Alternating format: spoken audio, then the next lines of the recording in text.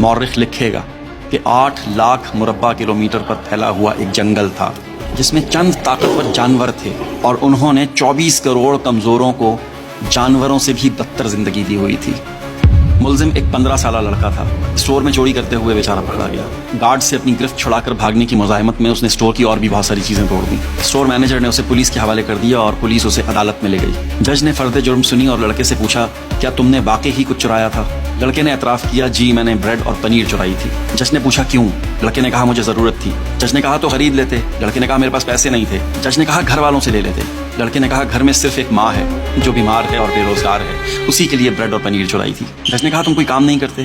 لڑکے نے کہا کام کرتا تھا، ماں بیمار تھی، ایک دن کی چھٹی لی تھی، مالک نے کام سے نکال دیا۔ جج نے کہا کسی سے مدد لے لیتے؟ لڑکے نے کہا میں صبح سے مانگ رہا تھا، کسی نے میری مدد نہیں کی۔ جج نے عدالت میں بیٹھے سب لوگوں کو حیرت سے دیکھا۔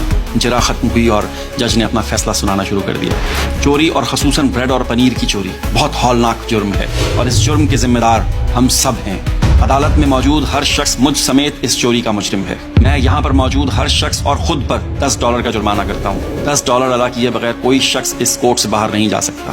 یہ کہہ کر جج نے اپنی جیب سے $10 نکال کر میز پہ رکھ دیے، اور اس کے علاوہ میں اسٹور انتظامیہ پر $1000 کا جرمانہ کرتا ہوں کہ انہوں نے ایک بھوکے بچے کے ساتھ غیر انسانی سلوک کرتے ہوئے اسے پولیس کے حوالے کر دیا۔ اگر 24 گھنٹے میں جرمانہ ادا نہ کیا تو کورٹ اسٹور کو سیل کرنے کا حکم دے سکتی ہے۔ اسٹور انتظامیہ اور کورٹ میں بیٹھے ہوئے لوگ پر جرمانے کی رقم لڑکے کو ادا کرتے ہوئے عدالت اس سے معافی طلب کرتی ہے۔